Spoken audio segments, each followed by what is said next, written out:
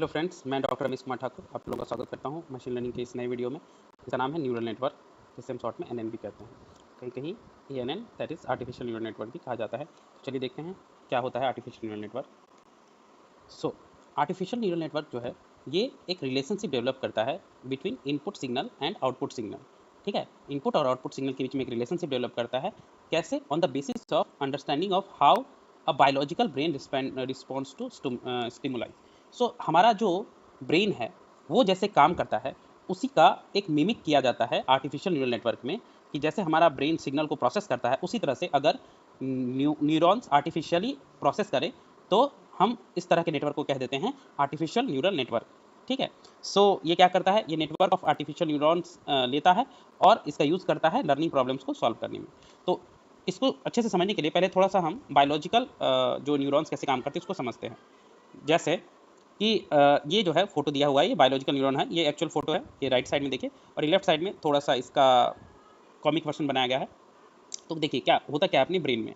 हमारे पास सबसे पहले इनकमिंग सिग्नल जो आते हैं वो रिसीव होते हैं ब्रेन के जो न्यूरॉन सेल है उसके डेंड्राइट के थ्रू। तो देखिए ये सब जो दिख रहा है पत्ती की तरह, ठीक है, पेड़ पौधे की, ये सब डेंड्राइट्स हैं। ये डेंड्राइट्स क्या करते हैं, ये इनकमिंग सिग्नल रिसीव करते हैं। कैसे? Through a biochemical process.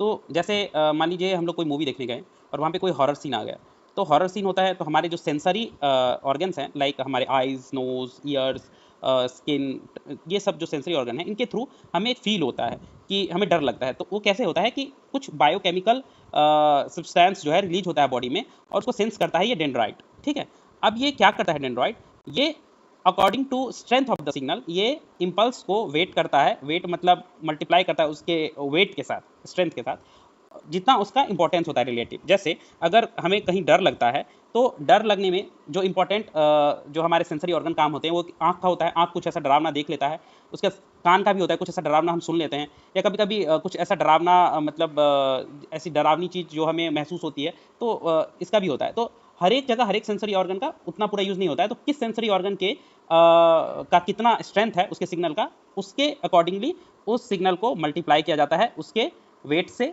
ठीक है, उसके बाद क्या होता है, उसे सेंड कर दिया जाता है सेल के बॉडी में। सेल बॉडी क्या करता है, ये सारे सिग्नल्स को उनके अकॉर्डिंग वेट्स के मल्टीप्लाई करके एक्यूमुलेट करने लगता है। ठीक है, और एक्यूमुलेट करते करते करते ये वेट करता है कि एक थ्रेशोल्ड तक पहुंचने का। जैसे ही थ्रेशोल्ड तक पहुंचता है, ठीक है, सारे सिग्नल और उनके कॉरस्पॉन्डिंग वेट्स को मल्टीप्लाई करके जैसे ही थ्रेशोल्ड तक पहुंचता है, यहाँ पे ये सब कार्यक्रम होता है सेल बॉडी में, न्यूक्लियस में।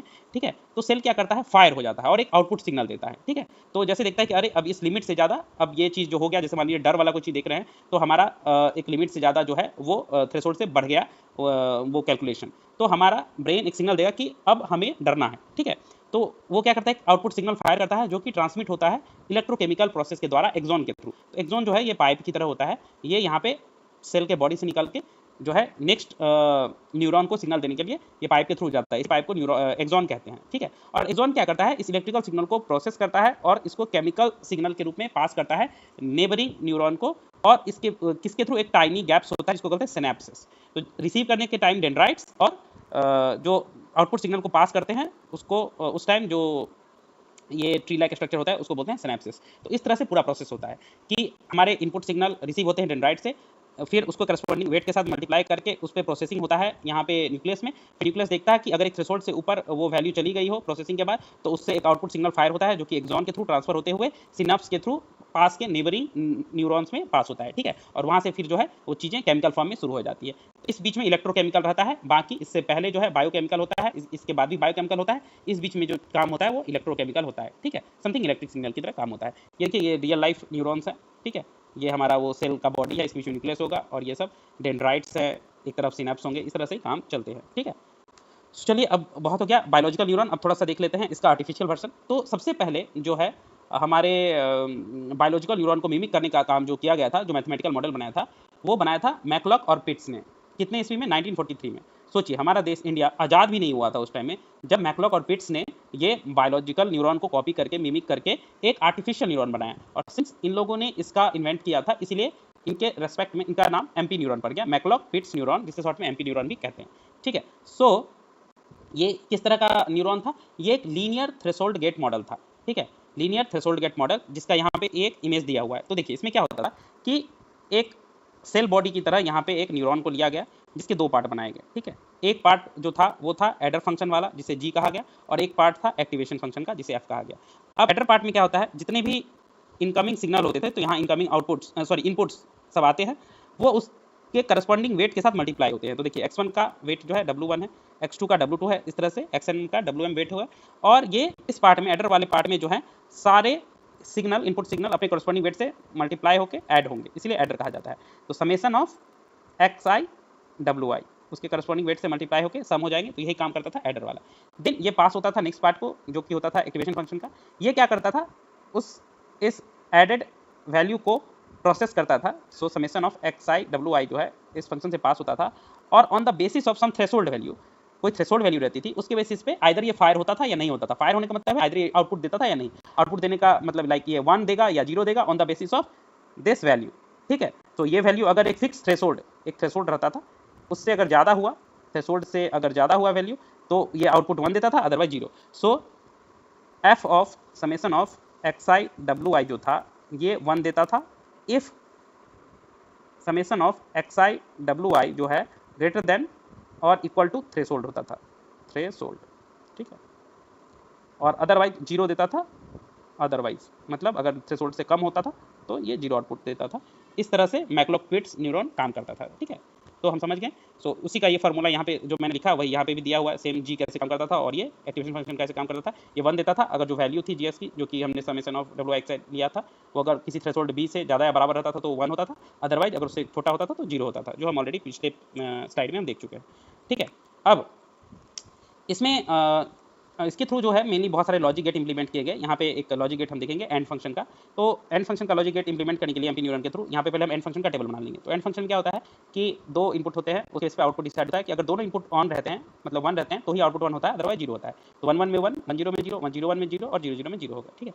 तो अब इसको एमपी न्यूरॉन से इंप्लीमेंट करने के लिए हम क्या करेंगे, एक इनपुट को एक न्यूरॉन में डाल दिया, दूसरे इनपुट को दूसरे न्यूरॉन में डाल दिया, इनपुट में वेट्स जो है कुछ रख दिया और आउटपुट जो है आउटपुट से ले लिया। अब यहाँ पे वेट्स का बहुत बड़ा एक जो है प्रॉब्लम रहता था। वो क्या, वेट्स जो है हमें हार्ड कोड करने होते हैं, हमें अपने मन से मानने होते थे कि वेट्स क्या है, ठीक है। ऐसा कोई फिक्स रूल नहीं था कि वेट्स यही होने चाहिए। तो क्या होता था, कुछ कॉम्बिनेशन यूज किए जाते थे, कुछ most common use weight combination थे, लाइक 1 1, मान लीजिए यहाँ 2 वेट है ना, तो W1 एंड W2 का कुछ कॉम्बिनेशन लिया जाता था। जैसे 1 1 एक फेमस कॉम्बिनेशन था, दूसरा कॉम्बिनेशन था 1 -1, तीसरा था -1 1, चौथा था -1 -1। इस तरह से ये चारों कॉम्बिनेशन और भी बहुत सारे कॉम्बिनेशन हो सकते हैं यूज किए जाते थे। ये सब बहुत कॉमन कॉम्बिनेशन थे, और हमें खुद से ब्रूट फोर्स मेथड से कि कभी ये लगा के कभी वो लगा के हमें ट्राई करना होता था कि किससे हमारा एल्गोरिथम जो है सही बैठता है। तो ऐसा वेट को डिसाइड करने के लिए कोई फिक्स रूल नहीं था, ठीक है। तो यहाँ पे हम देख लेते हैं कि ये काम कैसे होता था। कि सबसे पहले 1 के लिए हमारा वाई इन क्या हो जाएगा। हम जानते हैं कि हर एक नोड पे 2 पार्ट होता है इनपुट को छोड़ के। तो यहाँ पे एक पार्ट ये एडर वाला और ये एक्टिवेशन फंक्शन वाला। तो इन जो था वो एडर वाले पार्ट के लिए जनरली हम डिनोट करते हैं। तो वाई इन क्या हो जाएगा, x1 W1 plus x2 W2। तो x1 और W1 तो पहले इनपुट के लिए करते हैं 1 1, है ना। और उसका वेट हमने क्या लिया यहाँ पे W1 एंड W2 1 1, पहला कॉम्बिनेशन जो है हम यहाँ पे ले रहे हैं कि W1 वेट जो है वो भी 1 ले रहे हैं, W2 वेट भी 1 ले रहे हैं। तो 1 × 1 प्लस 1 × 1 ये 2 हो गया। तो हमारा x1 वाई इन जो हो गया वो 2 हो गया, ठीक है, ओके। और थ्रेशोल्ड जो वैल्यू है हम करस्पॉन्डिंग सेट करते थे जिससे कि हमारा ये वाला जो है रिलेशनशिप रह जाए गेट का, ठीक है, लॉजिक गेट का। सो यहाँ पे 2 आया वैल्यू। सिमिलरली 1 0 के लिए इस इनपुट के लिए क्या आएगा, 1 × 1 प्लस 0 × 1, क्योंकि वेट तो हमारा 1 है दोनों केस में। तो ये पहला इनपुट इंटू वेट 1 प्लस दूसरा इनपुट इंटू वेट 1। देखिए दूसरा इनपुट जो है 0 था, इस केस में 1 आया हमारा। इन दोनों का सॉल्व करिए तो 1 आएगा। सिमिलरली 0 1 के लिए भी 0 × 1 प्लस 1 × 1 दैट इज 1 आएगा, और 0 0 के लिए 0 × 1 प्लस 0 × 1 या 0 आएगा, ठीक है। तो ये 4 केस हमारे बनते हैं थ्रू एमपी न्यूरॉन। तो यहाँ पे हम देख सकते हैं कि हमें जो है आउटपुट सिग्नल कब चाहिए, जब यहाँ पे आउटपुट है। तो आउटपुट है केवल 1 1 की केस में। तो 1 1 की केस में हमारा वाई इन जो है 2 है, अदर केस में 1 या 1 से नीचे है। तो हम थ्रेशोल्ड ऐसा सेट करेंगे कि केवल हमारा जो डिजायर्ड आउटपुट है वही 1 हो। तो अगर हम थ्रेशोल्ड को 2 रख दें तो केवल ये वाला ऑन होगा, यहाँ पे 1 होगा आउटपुट, अदरवाइज इन सब में 0 हो जाएगा। यही तो हमें चाहिए, बाकी तीनों में 0 और इसमें 1। तो थ्रेशोल्ड को जो है हम सेट कर देंगे 2। So theta is equal to 2। कभी कभी थ्रेशोल्ड को थीटा से भी दिखाते हैं। तो इस तरह से एमपी न्यूरॉन के थ्रू हम कोई भी लॉजिक गेट इंप्लीमेंट करते हैं, ठीक है। चलिए एक और लॉजिक गेट देख लेते हैं। ये है एंड नॉट फंक्शन, ठीक है। तो ये एंड नॉट फंक्शन ऐसे काम करता है, ठीक है, कि 0 0 में 0 होता है, 0 1 में 1, 0 1 में भी 0 होता है, 1 0 में केवल 1 होता है, और 1 1 में भी 0 होता है। तो अगर इसके लिए हमें करना हो, ठीक है, तो फिर से वही काम, 2 इनपुट लेंगे, ठीक है, वेट ले लेंगे 1 1, क्योंकि रैंडमली लेना है तो 1 1 से स्टार्ट करके देखेंगे कि हमारा काम हो रहा है कि नहीं। तो चलिए चेक कर लेते हैं। वाई इन जो है 1 1 के लिए क्या देगा, 1 × 1 प्लस 1 × 1 2 देगा। 1 0 के लिए क्या देगा, 1 देगा। वो 0 1 के लिए 1 देगा, और 0 0 के लिए 0 देगा, जैसा उस बार हो रहा था। बट इस बार हम इस वेट के साथ सॉल्यूशन नहीं निकाल सकते। क्यों नहीं निकाल सकते, क्योंकि देखिए हमें 1 0 वाले केस में 1 चाहिए और अदर केस में 0। तो 1 0 वाला केस कौन है, ये यहाँ पे हमें चाहिए आउटपुट 1 और इन सारे केसेस में चाहिए 0 0 0। तो बताइए अब हम थ्रेशोल्ड क्या रखेंगे। अगर हम थ्रेशोल्ड 1 रख दें तो यहाँ भी 1 मिल जाएगा, यहाँ भी 1 मिल जाएगा और यहाँ भी 1 मिल जाएगा, क्योंकि 1 से बड़ा है ये तीनों वैल्यू। बट हमें तो ऐसा चाहिए, हमें तो केवल इस केस में 1 चाहिए, ठीक है, बाकी केस में तो हमें 0 चाहिए। तो हमको जो ये वेट्स है ये चेंज करना होगा, क्योंकि थ्रेशोल्ड तो हम प्रॉपरली यहाँ पे एडजस्ट नहीं कर सकते इस वेट के साथ। तो फिर से हम क्या करेंगे, जो नेक्स्ट कॉम्बिनेशन ऑफ वेट है वो ले लेंगे, दैट इज 1 एंड -1। तो अब इस 1 -1 वेट के साथ हम चेंज करेंगे कि चारों कॉम्बिनेशन में वैल्यू क्या क्या आ रही है। तो 1 1 के केस में 0 आया, 1 0 के केस में 1 आया, 0 1 के केस में -1 आया और 0 0 के केस में 0। अब देखिए हमें क्या 1 0 वाला केवल ये वाला केस चाहिए था 1। तो देखिए अगर हम थ्रेशोल्ड 1 रखते हैं तो केवल ये वाला तो 1 आ जाएगा, बट बाकी वैल्यू 0 -1 0 ये सब तो 1 से नीचे है। तो इस तीनों केस में 0 होगा, 0 0 0, केवल इस केस में 1 होगा। यही तो हमें चाहिए था कि केवल इस केस में 1 हो, बाकी के तीनों केस में 0। तो यहाँ पे हम थ्रेशोल्ड जो है 1 सेट कर सकते हैं और हमारा वेट जो है इसीलिए क्या हो जाएगा, W1 हो जाएगा 1, W2 हो जाएगा -1, ठीक है। सो इस तरह से अगर कहा जाए कि कोई लॉजिक गेट इंप्लीमेंट करना है एमपी न्यूरॉन से, तो हमें बताना होगा कि उस लॉजिक गेट को इंप्लीमेंट करने के लिए दोनों वेट्स की वैल्यू क्या होगी। जैसे एंड नॉट के लिए W1 होगा 1, W2 होगा -1 और थ्रेशोल्ड क्या होगा, तो थ्रेशोल्ड W1 होगा 1, W2 -1 और थ्रेशोल्ड जो है थीटा इज इक्वल टू ये हो जाएगा 1। सो यही होता है आंसर इस तरह के क्वेश्चन का कि वेट्स क्या होंगे और थ्रेशोल्ड क्या होंगे, ठीक है। तो आई होप कि अगर एग्जाम में ऐसा क्वेश्चन आता है तो आप लोग बना लेंगे, ठीक है। तो अब देख लेते हैं कि इसके कुछ लिमिटेशंस क्या क्या थे। सो एमपी न्यूरॉन में लिमिटेशन क्या था, ये केवल बुलियन इनपुट पे काम करता था, ठीक है, रियल इनपुट्स पे ये काम नहीं कर सकता है। और ये हमेशा थ्रेशोल्ड जो है हैंड कोड करना पड़ता था, मतलब हमें खुद से डिसाइड करना होता था, ऐसा कोई फिक्स रूल नहीं था। और अगर सारा इनपुट इक्वल हो गया तो क्या होगा, क्योंकि किस इनपुट पे ज़्यादा वेट, किस इनपुट पे ज़्यादा इंपॉर्टेंस देना नहीं देना, इन सब तरह की चीज़ों पे यहाँ ज़्यादा फोकस नहीं किया गया था। और अगर फंक्शन लीनियरली सेपरेबल नहीं है तो क्या होगा, जैसे जॉर फंक्शन, एक्सऑर फंक्शन जो होता है, कि यहाँ पे क्या थ्रेशोल्ड एक फिक्स वैल्यू होती थी कि थीटा से अगर थीटा वैल्यू से ज़्यादा है कोई भी चीज़ तो हम 1 करते थे और थीटा से कम है तो हम 0 रख देते थे, greater than equals to theta में 1 कर देते थे और लेस देन इक्वल्स थीटा में 0। तो ये तो गया ना एक लीनियर बाउंड्री है, थीटा जो है वो लीनियर बाउंड्री, बट अगर नॉन लीनियर बाउंड्री हुआ तो उस केस में क्या करेंगे। तो ये सब लिमिटेशन थे। तो इसके कुछ लिमिटेशंस को सॉल्व करने के लिए एक सॉल्यूशन दिया फ्रैंक रोजेनब्लैट ने, जो कि एक रिवॉल्यूशनरी सॉल्यूशन था जो आज भी यूज किया जाता है, और इस सॉल्यूशन का नाम था परसेप्ट्रॉन। तो इन्होंने जो आर्टिफिशियल न्यूरॉन बनाया उसका नाम इन्होंने रखा परसेप्ट्रॉन, और ये आया 1957 में, ठीक है। और उसके बाद से इतना स्ट्रॉन्ग कॉन्सेप्ट था, आज भी चलता आ रहा है। और ये जो है ये एक मोर जनरलाइज्ड वर्जन है किसका, मैकलक-पिट्स न्यूरॉन का, ठीक है। तो हम लोग देख लेते हैं कि परसेप्ट्रॉन क्या है, ठीक है। सो परसेप्ट्रॉन बेसिकली एक आर्टिफिशियल न्यूरॉन ही है जिसमें एक्टिवेशन फंक्शन यहाँ भी थ्रेशोल्ड फंक्शन ही है, बट इसमें दो चीज़ें जो हैं ऐड हो गई। वो दो चीज़ें क्या क्या हो गई, एक स्पेशल चीज़ें जो एमपी न्यूरॉन से यहाँ पे एक्स्ट्रा हो गई, वो ये कि यहाँ पे एक बायस का टर्म जुड़ गया। जैसे ये देखिए, ये जो बायस है, ठीक है, तो यहाँ पे ये बायस टर्म है, बाकी सारे वेट्स टर्म है, वेट एंड इनपुट है, एक बायस टर्म ऐड हुआ। और दूसरा ये कि यहाँ पे मैं लिख देता हूँ एडवांटेज ओवर एमपी न्यूरॉन। तो एक तो ये कि बायस टर्म जो है, बायस टर्म इंट्रोड्यूस हुआ, ठीक है। और दूसरा कि उस वहाँ पे वेट्स जो है हमें अपने मन से लेने होते थे ब्रूट फोर्स मेथड से, बट यहाँ पे जो है परसेप्ट्रॉन मॉडल में वेट्स जो है वो लर्न किए जा सकते हैं, ठीक है। On the basis of some formula wait जो है एडजस्ट हो जाता है, ठीक है, अपने मन से लेने की कोई जरूरत नहीं है, ठीक है।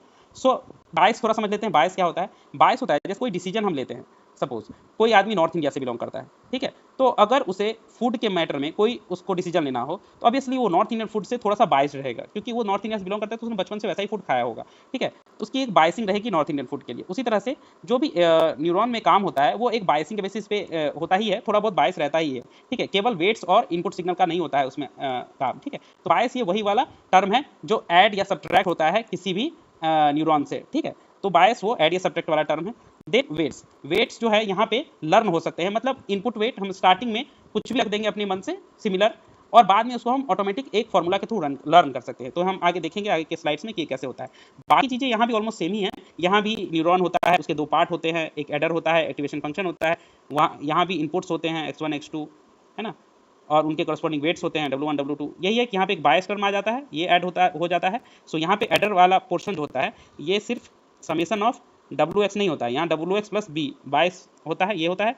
और जो वेट्स होते हैं ये W, ये लर्न किए जा सकते हैं। ये दो इंपॉर्टेंट चीज़ हैं जो हमें हमेशा याद रखना है परसेप्ट्रॉन में। बाकी ये थ्रेशोल्ड वाला चीज़ सही रहता है कि फिक्स वैल्यू से ज़्यादा होगी तो 1 होगा, अदरवाइज -1 होगा, ठीक है। यहाँ पे तो सर 0 का केस दिखाया गया है, अदरवाइज थ्रेशोल्ड कुछ भी हो सकता है, 0 1 2 और एनी नंबर, ठीक है। तो यही होता है परसेप्ट्रॉन। अब ये देखिए परसेप्ट्रॉन ट्रेनिंग रूल है, ये क्या करता है कि वेट्स को लर्न करते किस रूल के बेसिस पे है, तो उसी रूल को कहते हैं परसेप्ट्रॉन ट्रेनिंग रूल। तो यहाँ हम देख सकते हैं कि अगर हमारा टारगेट और जो आउटपुट है, अभी प्रेडिक्टेड आउटपुट है, सेम है तब तो कोई दिक्कत नहीं, बट अगर दोनों सेम नहीं है तो वेट्स जो है अपडेट होते हैं इस फार्मूला से, ये है फार्मूला, ठीक है। So weights plus delta WI। So delta W ए क्या होता है, ईटा, ये ईटा क्या है, लर्निंग रेट, यहाँ पे एक लर्निंग रेट है, क्योंकि जो लर्न होगा वो एक रेट से होगा ना, तो इसलिए लर्निंग रेट होता है। और ये होता है मल्टीप्लाई होता है लर्निंग रेट किससे, हमारा जो टारगेट वैल्यू था उसको टी ए से डिनोट किया गया माइनस जो हमारा ओरिजिनल वैल्यू था, ठीक है, उससे, और इंटू एक्स आई, जिस किसी इनपुट के लिए वो हम वेट लर्न कर रहे हैं वो, ठीक है। सो हम देख लेते हैं एक बार ये एग्जाम्पल में, तो अच्छे से समझ में हमारा आ जाएगा, ठीक है। सो यहाँ पे देखिए, यहाँ पे अब हमने एंड गेट इंप्लीमेंट किया है परसेप्ट्रॉन से, इससे पहले हम एमपी न्यूरॉन से देख लिया, अब परसेप्ट्रॉन से। तो एमपी न्यूरॉन में क्या था, हम 1 -1 1 1 इस तरह से लेते थे, यहाँ पे कुछ भी हम रैंडम ले सकते हैं, लाइक सपोज 1.2 एंड 0.6 ये हमने ले लिया। थ्रेशोल्ड हम यहाँ पे फिक्स कर दिए 1, ठीक है। यहाँ हम वेट लर्न कर सकते हैं, इसलिए थ्रेशोल्ड पे ज़्यादा स्ट्रेस नहीं लेते हैं, थ्रेशोल्ड को ज़्यादा चेंज करने को नहीं सोचते हैं, थ्रेशोल्ड को ही फिक्स करते हैं 1, और लर्निंग रेट ले लेते हैं 0.5। अब हम निकालते हैं वो सारी वैल्यूज चारों कॉम्बिनेशन के लिए, ठीक है। सो अगर A0 B0 है, ठीक है, इनपुट 0 है और तो टारगेट हमारा 0 है, ठीक है, तो देख लेते हैं परसेप्ट्रॉन से क्या निकलता है अगर थ्रेशोल्ड 1 हो तो WX करेंगे, WIXI, तो 0 इंटू पहला W क्या है 1.2 प्लस 0 इंटू दूसरा क्या है वेट 0.6, तो करेंगे 0, सो हमारा 0 आ रहा है, और ये थ्रेशोल्ड से कम है, लेस देन 1 है, तो हमारा आउटपुट 0 होगा, हमारा आउटपुट भी 0 है, टारगेट भी 0 था, तो ये हमारा जो है सक्सेस हो गया। दूसरा केस 0 1 के लिए, यहाँ भी टारगेट 0 है, 0 1 के लिए भी तो 0 आना चाहिए, सो 0 इंटू 1.2 प्लस 1 इंटू 0.6, तो 0.6 आया, ये भी थ्रेशोल्ड से कम है, तो यहाँ भी आउटपुट 0, हमारा टारगेट भी 0 था, आउटपुट भी 0, यहाँ भी हमारा क्या हो गया, सक्सेस हो गया। नेक्स्ट हम देखते हैं किसके लिए, 1-0 के लिए, टारगेट अभी भी 0 है, क्योंकि 1-0 में भी एंड जो है 0 देता है। WX 1 इंटू वेट 1 क्या था 1.2 प्लस 0 इंटू 0.6 हो गया 1.2। अब ये 1.2 जो है ये थ्रेशोल्ड से क्या हो गया, ये बड़ा हो गया, तो हमारा आउटपुट जो है 1 आ जाएगा, क्योंकि थ्रेशोल्ड से बड़ा होने पर आउटपुट जो है 1 आता है, बट हमारा टारगेट तो 0 था, तो अब तो गड़बड़ हो गई। तो अब इसी केस में हम देखेंगे लर्निंग कैसे होती है वेट्स की। तो वेट जो हमारा होता है इस फॉर्मूला से रन होता है, weight is equal to old weight plus eta जो लर्निंग रेट है into target minus original value जो हमें आउटपुट मिल रहा है इंटू एक्सआई जिस इनपुट के लिए कर रहे हैं, ठीक है। सो W1 कैसे चेंज होगा, ये ओल्ड W1 क्या था 1.2 प्लस लर्निंग रेट 0.5, हमने पहले ही यहाँ क्वेश्चन बता दिया 0.5, हमारा टारगेट क्या था 0 था, तो 0 माइनस हमारा आउटपुट अभी आ क्या रहा है 1, तो 0 - 1, और XI अभी जो इनपुट है वो क्या है, तो W1 जो है ये किस पे लग रहा है, फर्स्ट इनपुट अभी क्या है 1, तो इंटू 1, तो ये अब जब हम इसको सॉल्व करेंगे तो हमारा आएगा 0.7, तो अब W1 जो है 1.2 से अपडेट होके क्या हो गया 0.7। सिमिलरली W2 भी अपडेट होगा, W2 क्या होगा 0.6 जो ओल्ड है प्लस 0.5 लर्निंग रेट इंटू जो हमारा टारगेट वैल्यू क्या था 0, अभी आ क्या रहा है 1, इंटू हमारा जो अभी प्रेजेंट इनपुट क्या है 0 इंटू 0, तो ये जो है 0.6 आया इसको सॉल्व करके, तो मतलब ये चेंज नहीं हुआ, ठीक है, मतलब अपडेट होकर भी सेम ही रहा। तो अब हमारा अपडेटेड वैल्यू जो हो गया W1 का हो गया हमारा क्या 0.7 और W2 का क्या हो गया 0.6। तो अब हम फिर से वो चारों कॉम्बिनेशन ट्राई करेंगे इस नए अपडेटेड वेट के साथ, तो देख लेते हैं। अब इस नए अपडेटेड वेट के साथ थ्रेशोल्ड हम वही 1 ही रहने देंगे, लर्निंग रेट वही रहने देंगे। पहला जो 0 0 था उसके इसमें क्या होता है, तो 0 0 के लिए इसमें x1 0, x1 का वेट 0.7, x2 0, x2 का वेट 0.6, और क्या होगा 0, और 0 केस में क्या है थ्रेशोल्ड से कम है तो आउटपुट 0 होगा, हमारा टारगेट भी 0 था, तो ये सक्सेस हो गया, ओके। दूसरा 0 1 के केस में टारगेट 0 था, सो W1 x1 तो 0 इंटू 0.7 प्लस W2 x2 तो 1 इंटू 0.6, ये 0.6 ही आया, और 0.6 1 से कम है, लेस देन 1 है, सो आउटपुट 0 होगा, टारगेट भी 0 था, तो ये भी सक्सेस हो गया, ट्रू हो गया।